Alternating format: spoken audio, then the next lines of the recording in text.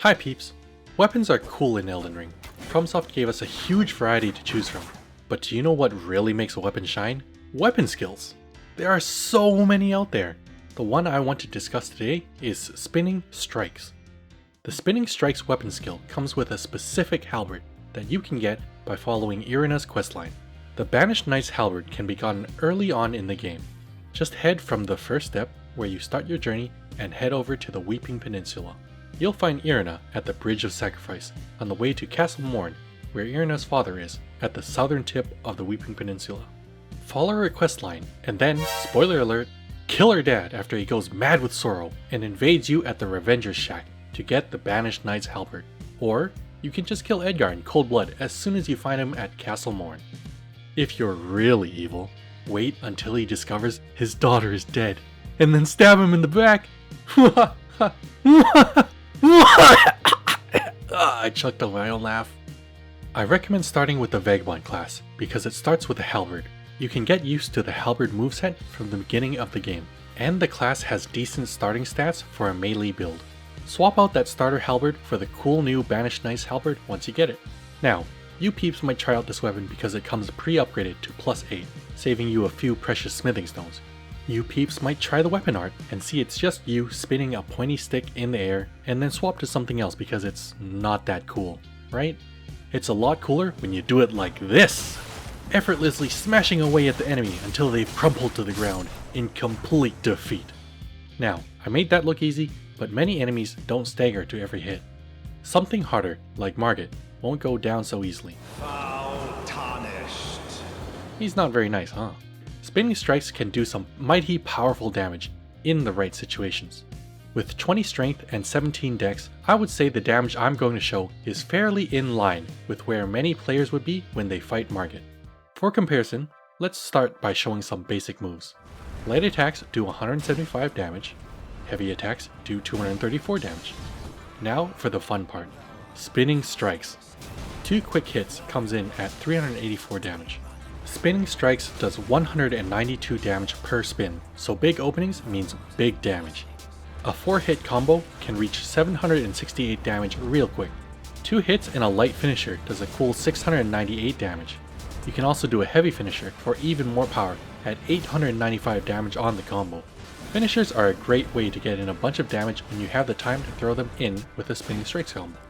That mean Margit, along with pretty much every other early game enemy, isn't a problem at all with a super strong +8 halberd. Ignore the nearly empty flask count and the drop runes over there. I had to show off all the weapons moveset, right? So I couldn't fight that good. It's not my fault. What's that? You heard Spinning Strikes is good for other things too? You're right. Spinning Strikes is useful against hordes of enemies too. Ever get overwhelmed by the Godric army? Spin away and watch them crumble. Try normal attacks against rat packs though. Their lunges are just too good. Flying enemies can be a bit of a hit and miss though. Now, the fun thing about an Ash of War is you can put them on other weapons. Spinning Strikes can be applied to all polearms except Great Spears.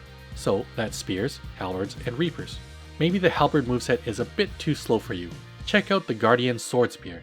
It's still a halberd, but it's got a very quick light attack, almost like a sword, for you speed demons out there. You can get off 4 attacks with the Guardian Sword Spear in the time it takes for the Banished Knight's halberd to do 3. It's got a slightly shorter range though, not a big deal most of the time. Erdtree Guardians have a chance to drop the Guardian Sword Spear. You can get one pretty early on by taking out the Erdtree Guardians by the Minor Erdtree in the Weeping Peninsula, west of the Ailing Village outskirts Grace. It took me forever to finally grind one out though. Or maybe you want some extra power. The Grave Scythe has you covered. It's got great base damage. The Banished Knight's halberd has 125, the Guardian Sword Spear has 139, and the Grave Scythe has 144. That's huge when you start scaling up.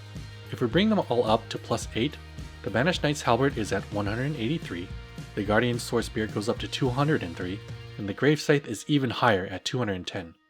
The Grave Scythe even has natural bleed, helping you deal with those huge boss health bars. Being a bleed enthusiast myself, I do quite like the Grave Scythe. And best of all, you can use Spinning Strikes with it. Skeleton mages have a chance to drop a Grave Scythe. The graveyard west of the lake-facing Cliffs Grace has a few you can beat up. Take the shortcut around Stormvale Castle to get there early. I got pretty lucky and found one on the first skeleton mage I killed. Let's fight Godric to see some damage numbers with a Grave Scythe +8. A light attack against Godric is 269 damage. A 1-spin Spinning Strikes combo does 793 damage. We can hit 1212 damage with Bleed, doing good work. Keep in mind Godric also has huge defense during this transformation. And just look at this picture perfect finisher, topping out at 1718 damage. Wow. I have to admit, Bleed always makes me happy, and Spinning Strikes is really useful for applying Bleed. All this damage is from a +8 weapon, and I only have 20 strength and 17 dex.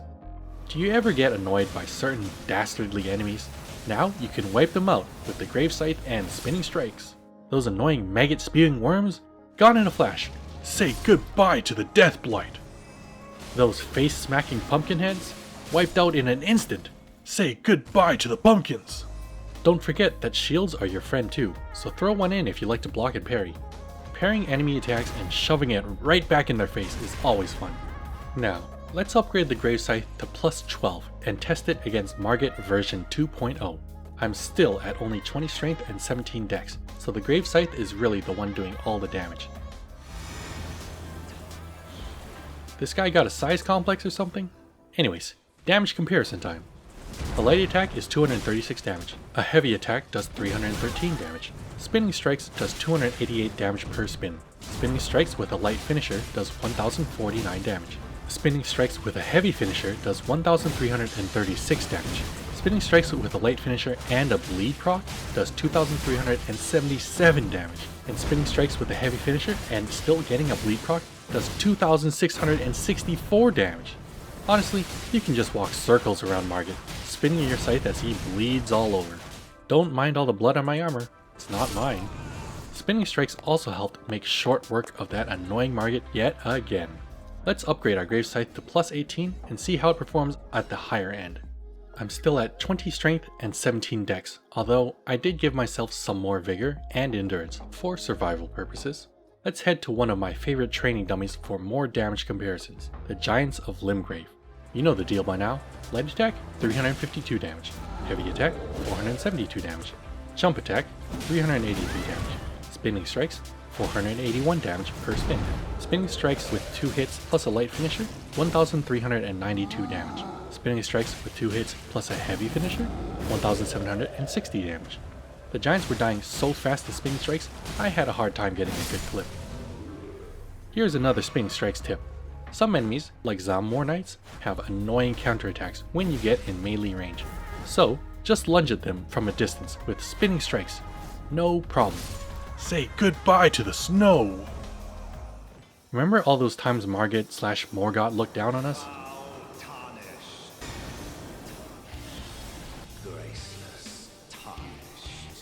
Time to go down, Morgott.